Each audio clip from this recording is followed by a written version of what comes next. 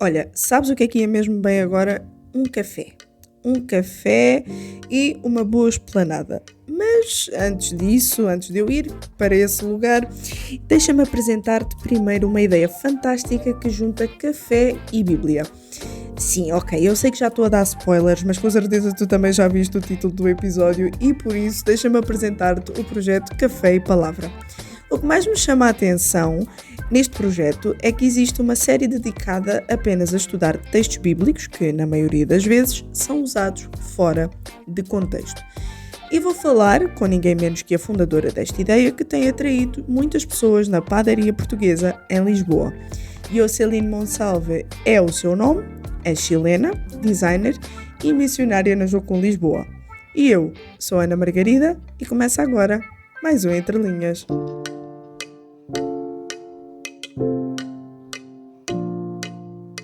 Yochi. Ok, eu sei que o teu nome é Yoceline, mas eu sou suspeita por já te conhecer de outras andanças e a amizade permite-me chamar-te assim. Portanto, Yochi, que projeto é este? No que é que ele consiste e como é que surgiu esta ideia? Ok. O Café Palavra partiu desta búsqueda de tentar compreender a missão de Deus aqui em Portugal e a cultura. Eu sou de uma cultura muito diferente à cultura de Portugal. Então, eu estava a ver mesmo que as pessoas em Portugal, quando têm que falar alguma coisa importante, como, bora o café. E para mim era tipo, ok, interessante, sim. E sempre o café está cheio, tipo, no bairro, no centro, em qualquer lugar em Portugal vais ver um café cheio e pessoas com cara muito séria, ou às vezes a sorrir porque estão a falar coisas importantes ou coisas simplesmente da vida.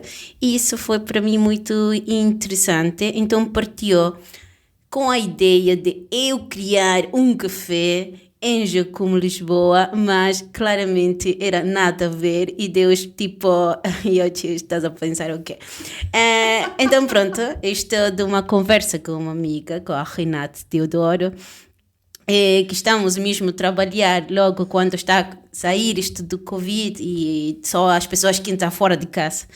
Estamos numa padaria portuguesa, numa mesa grande, com o computador na mesa, com uma máquina de café, com pessoas que estão a servir café, tem as bolas, tem coisas muito boas e um ambiente muito bonito. Então a Renata fala-me tipo, não pensaste já em fazer o que tu queres fazer aqui em um lugar como este? E foi tipo, ok.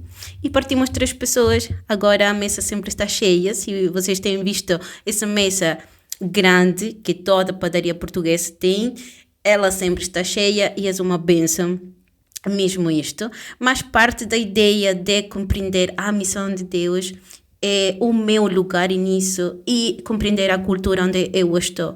Então, e também do desejo de servir de alguma forma à igreja. Então, assim parte o Café Palavra, que simplesmente partiu com a ideia de partilhar a minha curiosidade sobre coisas da Bíblia, sobre o coração de Deus na Bíblia, com outras pessoas que têm essas mesmas curiosidades. Uma coisa que não se pode deixar de referir aqui, ainda sobre o Café e Palavra, é que acabam por juntar pessoas de diferentes denominações. É certo isso?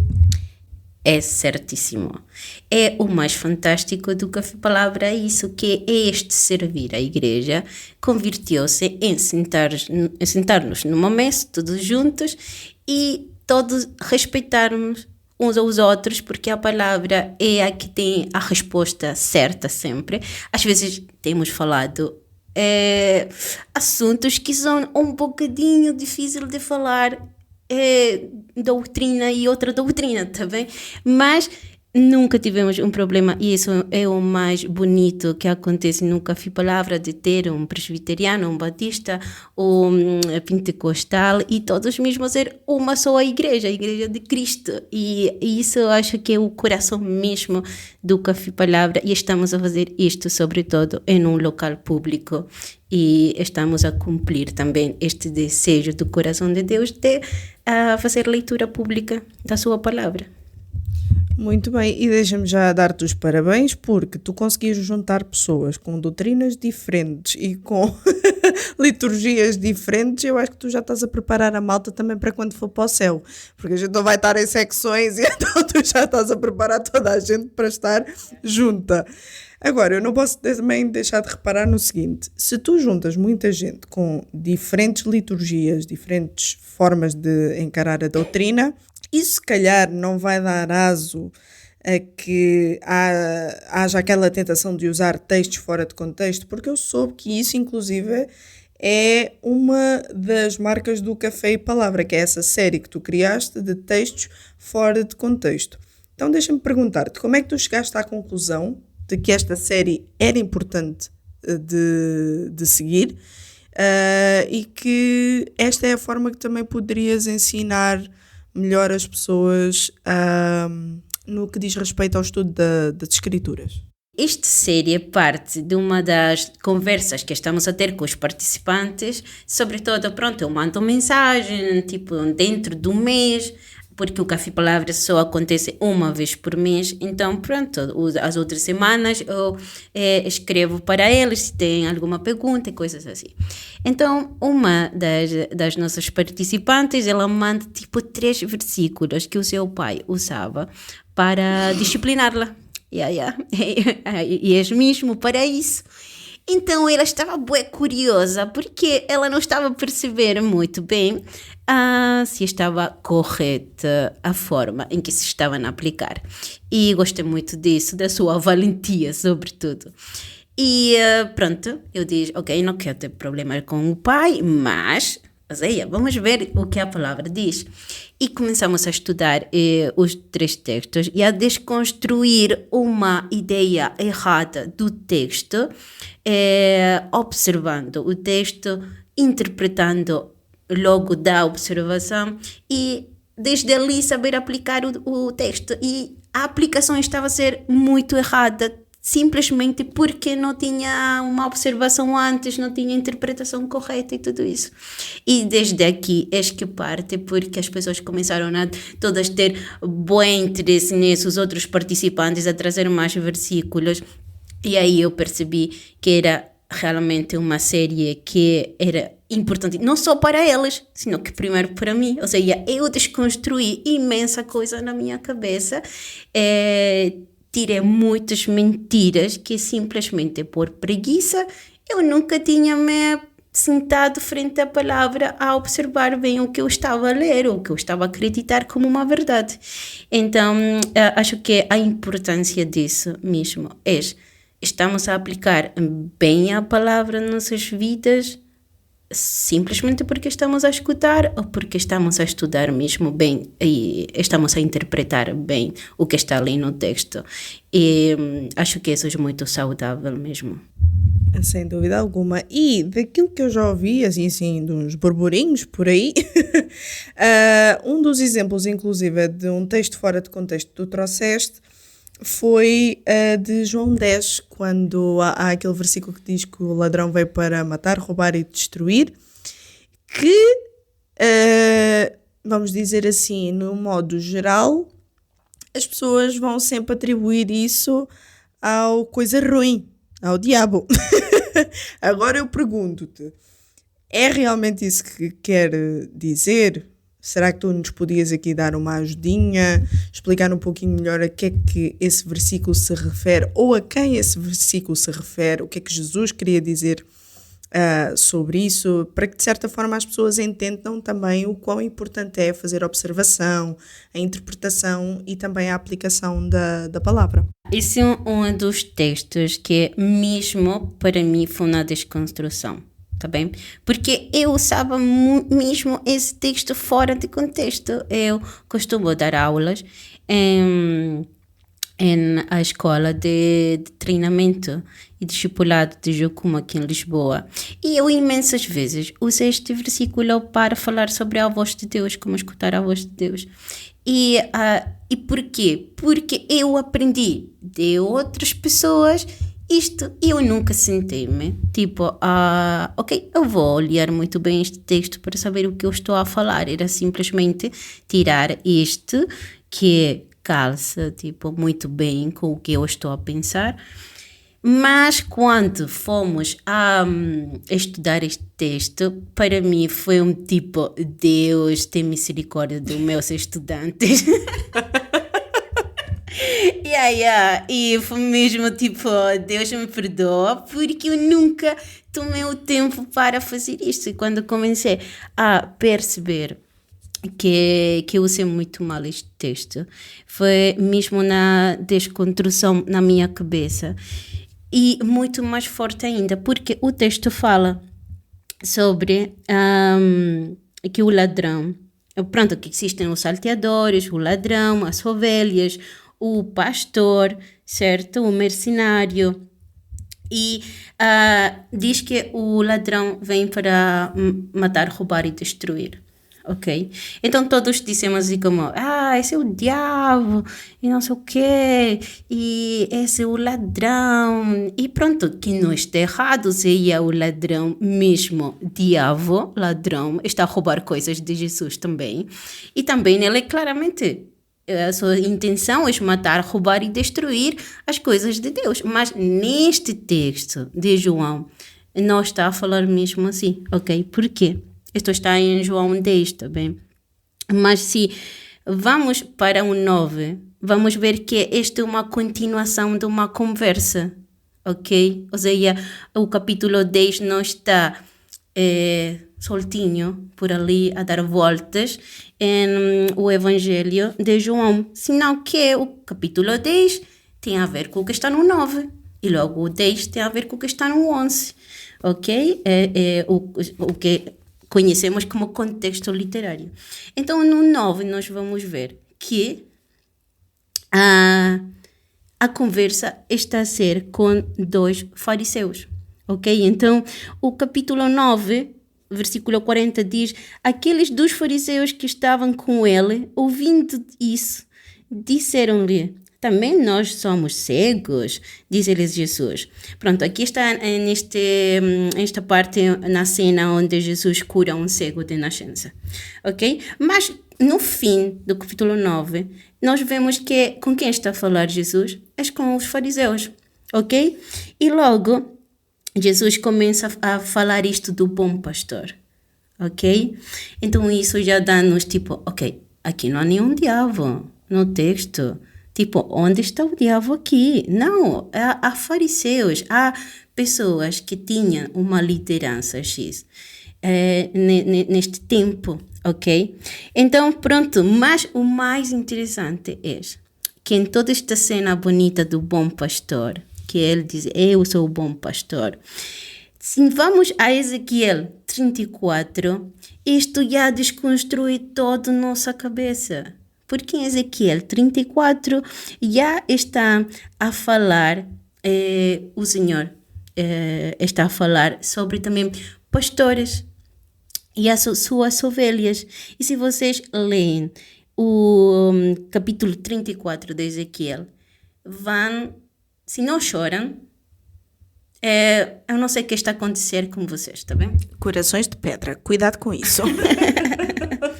Mas vou ler assim rápido também, pode ser? Sim. Ok? Diz Ezequiel 34, do até o 11, acho. Ok? Mas diz, e veio a mim a palavra do Senhor, dizendo, filho do homem, profetiza contra os pastores de Israel. Profetiza e diz aos pastores, assim diz o Senhor Jeová. Ai dos pastores de Israel que se apacentam a si mesmos. Opa! Primeira coisa. Não apacentaram os pastores as ovelhas? Comeis a gordura e vos vestis de lá e degolais o cevado, mas não apacentais as ovelhas. A fraca não fortaleceste, e a doente não curastes, e a quebrada não ligastes, e a desgarrada não tornaste a trazer, e a perdida não buscastes, mas dominais sobre elas com rigor e dureza. Ai, ai, ai. Assim, se espalharam por não haver pastor e ficaram para pasto de todas as feras do campo, porquanto se espalharam. As minhas ovelhas andam desgarradas por todos os montes e por todo o alto outeiro.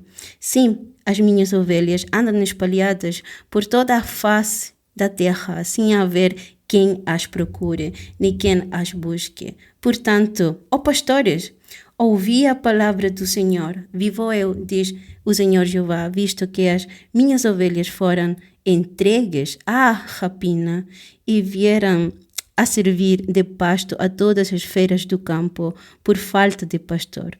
E os meus pastores não procuram as minhas ovelhas, pois se apacentam a si mesmos e não apacentam as minhas ovelhas. Portanto, ó pastores, ouvi a palavra do Senhor, assim diz o Senhor Jeová. Eis que eu estou contra os pastores e demandarei as minhas ovelhas da sua mão, e eles deixarão de apacentar as ovelhas e não se apacentarão mais a si mesmos, e livrarei as minhas ovelhas da sua boca, e lhes não servirão mais de pasto. Será que é aqui que nós encontramos então quem é o bom pastor? Claramente o bom pastor é Jesus, mas também vemos como desde Ezequiel, o Senhor já está nos a advertir quão triste é nós tratar desta forma as ovelhas. Tipo ser esse ladrão que só está para matar, roubar, destruir, ser um mercenário na liderança, que simplesmente está ali por interesse. E pronto, todos os pecados que temos no nosso coração. Então, este texto é muito mesmo confrontante, não sei como diz, para quem está responsável de outras pessoas na igreja, porque eles mesmos são as ovelhas do bom pastor. Então, nós estamos a imitar o bom pastor ou estamos a imitar a um mercenário, a um ladrão? Não sei, fica ali. Ora, lá está. Então, não se trata acerca do coisa ruim, trata-se de quem é responsável pela vida de alguém que está debaixo da sua liderança. E, meus amigos, vamos ter então em atenção, porque se estamos a falar da Igreja de Cristo, a sua noiva, há realmente quem a defenda e é o próprio noivo.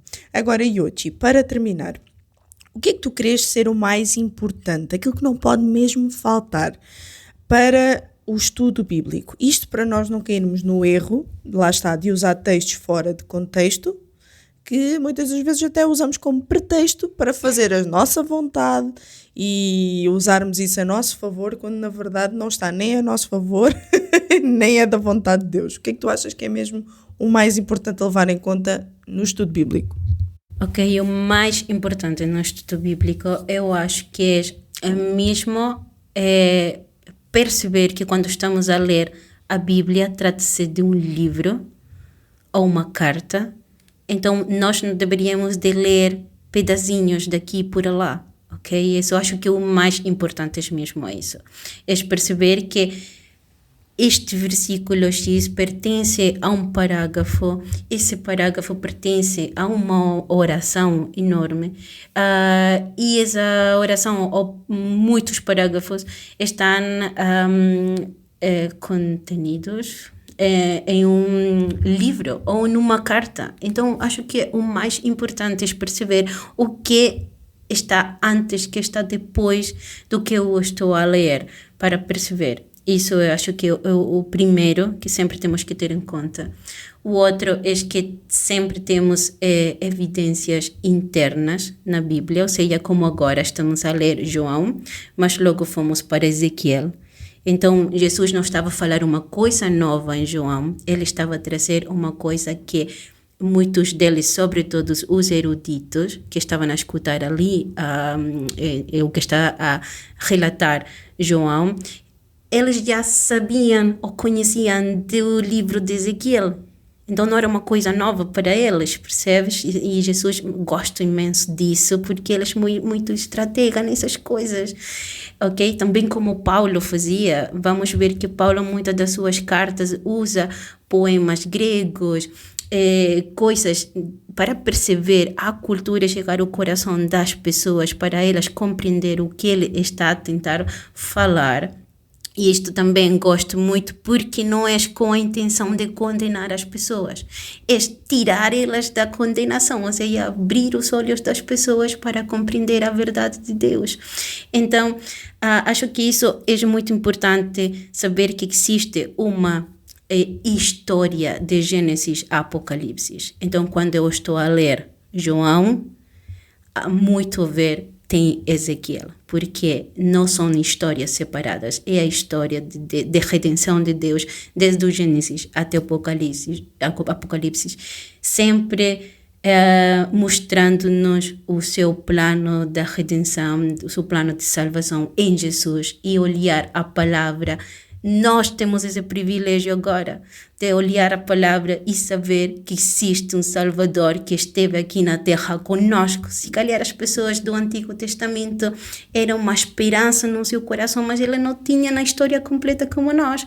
E nós agora temos, e esse é um privilégio enorme para nós hoje. Então nós temos toda esta evidência interna, mas também temos evidência externa, que são a história universal, ou seja, a história de Deus não está separada da história universal. Então, isto ensina-nos muito, sobretudo nos textos fora de contexto. Estamos a ler uma coisa, mas qual era o contexto, qual era o império que estava ali, quais eram as normas, as regras com que o povo de Israel tinha que estar com estas pessoas lá. Isso vai nos trazer imensa luz do que estamos a ler mesmo, sobretudo para compreender de que as pessoas que estão a relatar os textos estavam em um contexto histórico específico e eles falam da maneira de viver deles que estava ali. Então nós primeiro temos que perceber isso para fazer uma boa observação, logo uma boa interpretação, e dessa forma mesmo saber aplicar a palavra às nossas vidas hoje, em nosso contexto mesmo. Mas se no outro, como tu estavas a dizer, um texto fora de contexto sempre é um bom pretexto. O Entre Linhas contou com a participação especial de Jocelyn Monsalve e com a apresentação de Ana Margarida. Realização RTM Portugal.